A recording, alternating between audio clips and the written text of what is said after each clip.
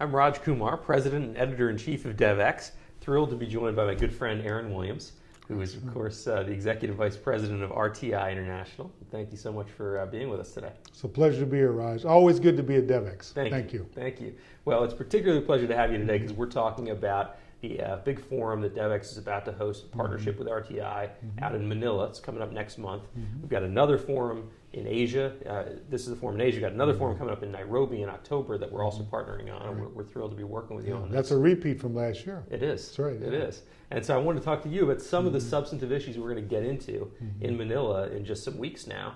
And among those are the big issues facing Southeast Asia and its development in health and education and in youth and workforce development, issues that I know RTI works in directly. Right. So tell me about, where do you see this industry and this market heading, and what are some of the things RTI is doing? Maybe we can start specifically talking about youth, since that's such a big issue in that part of the world.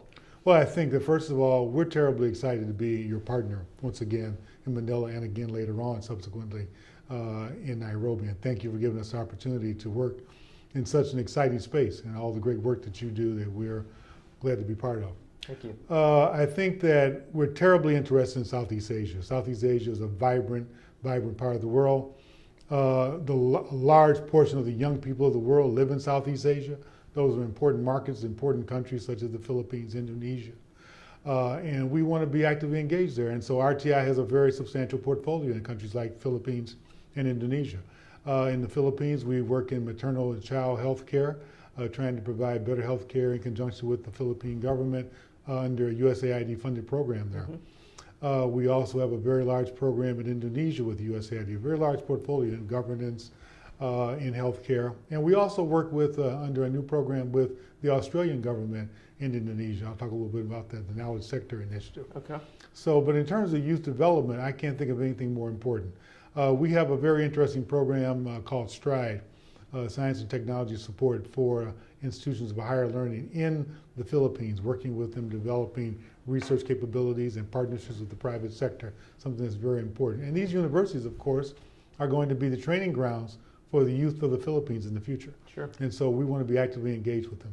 And I think youth and workforce development ties so closely to this whole issue of localization, which is what these conferences are all about. And you talked about your work in maternal health and child health, I think that's in Luzon in the Philippines, and you immediately mentioned you're working with the Philippines government, right? Which is such an important component to this. Yeah. Talk about that a little bit. I know RTI has been in Asia for more than 35 years. How has that evolved, and how closely do you end up now working with governments, with local institutions on the ground? Well, it's essential to international development. Most of the programs that we have in Southeast Asia, whether it's in the Philippines or in Indonesia, are funded by United States Agency for International Development and in some cases by the Australian government. And obviously we want to be good partners with the government. We have lots of experience working with governments, both national governments, working with the various ministries, whether it's in health or education, but also working with local government. And we've been very involved over many years with USAID funding in the decentralization process in Indonesia, for example. So we see working with local government, with national governments being an important part of the transformation taking place in Southeast Asia. Now, I had a chance to look across all the various projects in your portfolio. RTI is obviously a huge institution, and you are working a lot with USAID and a lot with the Australian government, but I noticed a lot of others there too, from the Asian Development Bank to the World Bank to the Bill and Melinda Gates Foundation. As you look across your portfolio in Asia and all these different groups that you work with, I'm just curious if you see some themes that are popping out. Particularly let's take a field like health, which obviously the Gates Foundation works a lot in. What give us an idea of the kinds of projects that you're working on broadly in Asia, and the sort of work, the sort of direction you want to see Southeast Asia develop when it comes to health? Well, I think in the case of healthcare, we do work with all the institutions that you just described because they're leaders in the field of health. But I think you can never underestimate the fact that the strong partnership with the local ministries, with the national ministries of health, is absolutely crucial.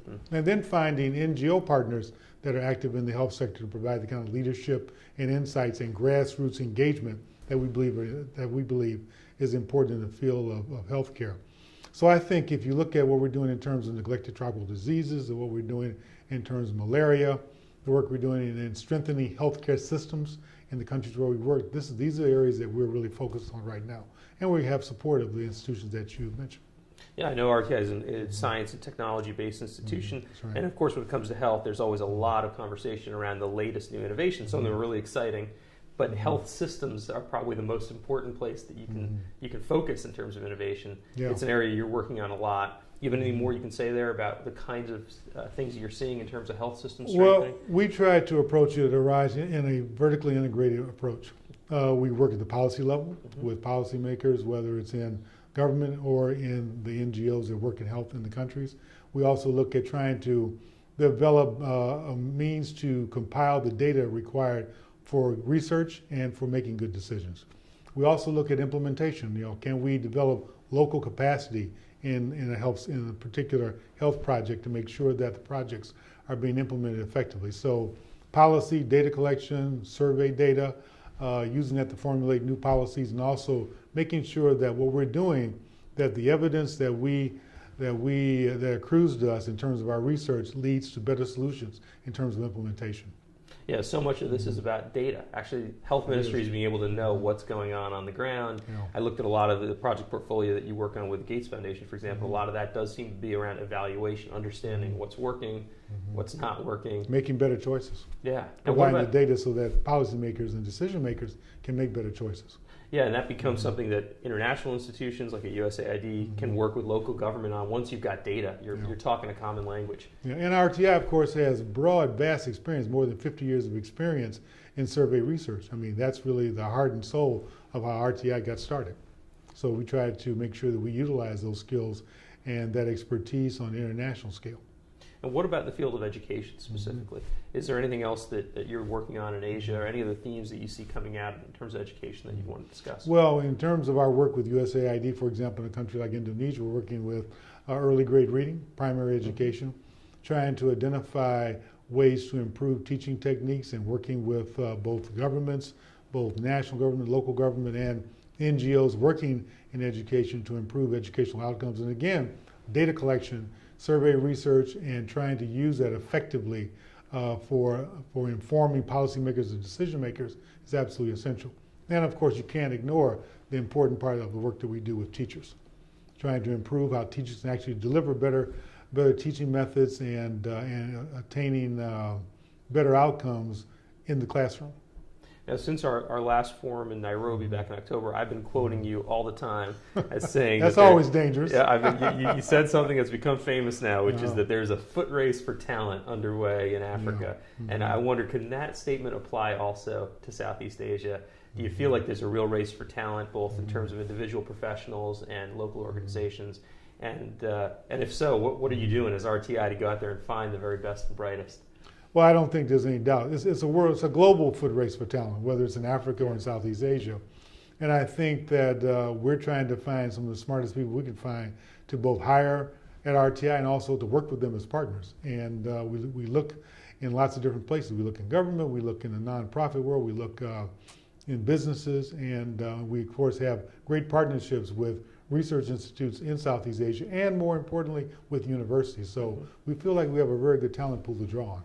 Now, there's going to be, at this conference that we're hosting in Manila, there's going to be a large number of local organizations, from nonprofit to local corporations and government agencies. What kind of advice do you have for them? They're going to be getting to meet groups like RTI and many other international institutions that are there. Given the new era that we're in, more and more aid funding flowing locally, more and more focus on local solutions, how can that local NGO, that executive at a small local development consulting company, how can they better position themselves to work with you? Well, I think first of all, we need to learn more about the kind of work that they do. And they need to learn more about RTI. And so as a matter of fact, one of the key objectives of being with Devex in Manila and subsequently in Nairobi is to make sure we have the opportunity to meet with a wide range of NGOs and institutions working in the sectors that are important to us in terms of our work. And of course, supporting the work of the donors that we work closely with. So number one, to find out what kind of work they do, to have a sense of the leadership of the organization, what their goals are in terms of current work, in terms of their goals. How can we connect? How can we support them? Can we use them initially to be perhaps working with us as a partner on a small scale, and then expand that business as we learn more about working together effectively?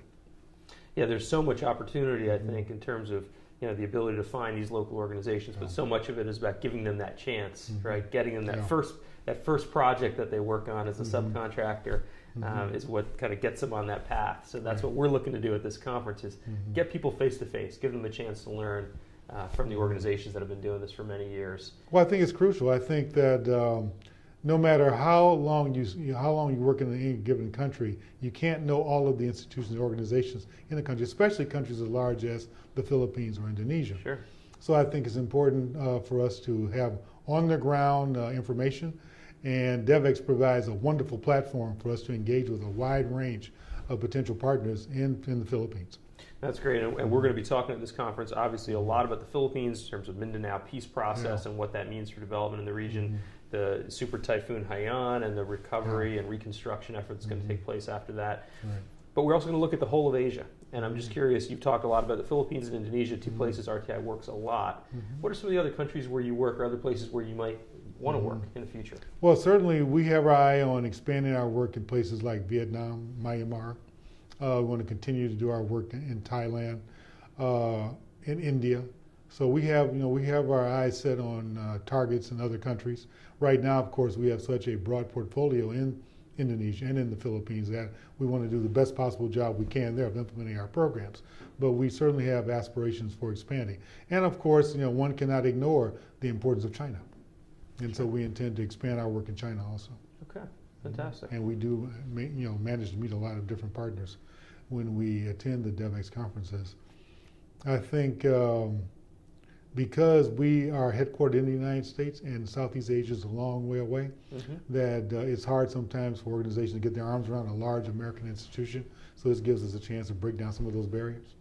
Yeah, that's one of the big challenges, right? For any large American institution or large European institution to truly become global. What does it mean to truly become global? And it's hard, in development, even the very biggest institutions like RTI still don't compare to the size of a Coca-Cola, right? So how do you get as local as you can while still being a lean, not-for-profit institution? It's a tough challenge. It is a tough challenge. I think that when you're looking for partnerships, I think corporate culture is important. We have a corporate culture at RTI. We like to think that we are relentlessly focused on supporting our client and achieving the kinds of outcomes that our client is looking for. And so when we bring a new partner into the fold, we want to be sure that that corporate culture meshes with ours, that we have similar ways of working with the client, like in the USAID or with the Australian government. And we're determined to look for people and organizations that share that same view. That's important to us. And what about when you're out there looking to hire the very best talent, either as individual consultants or staff people to work with RTI, as you become a more and more global institution? What are you looking for? You talk about corporate culture. What are you looking for in the very best talent? We're looking for someone who's obviously got great academic preparation. We'd like to find someone who's got experience, especially in terms of economics and finance, survey research. If we're looking at someone in health or education, someone who has the requisite experience and academic preparation in those areas.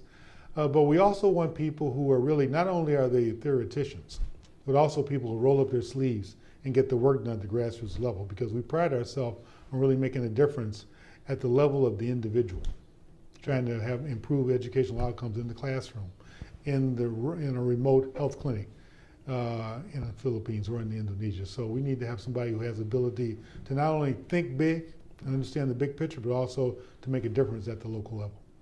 Now, you're well known for being the first director of the Peace Corps during the Obama administration. You were there during the 50th anniversary of the Peace Corps.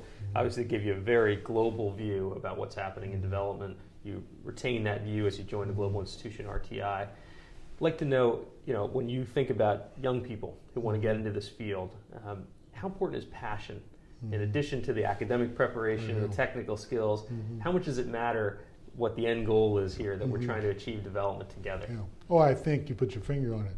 And passion is absolutely critical. I think that's what gives you the ability to move beyond the theoretical to the reality-based results on the ground. And so I think passion is important. I like to think that my colleagues at RTI represent the passion that we have, trying to improve the human condition every day. both in the United States and around the world. And so I think you're right, passion is important. And there's no shortage of passionate, talented young people in Southeast Asia. I see them all the time. Absolutely. Well, that might become the quote that we start using for you for the next 6 months. So thank you for sharing that. It's been a pleasure to talk to you. Thank you, Raj. Always good to see you, and congratulations on the great continued success of Devex. Thank you, and thank you to RTI for being a part of these important events that we're putting on this year. We're really delighted to be appreciate with it. you. Thank you.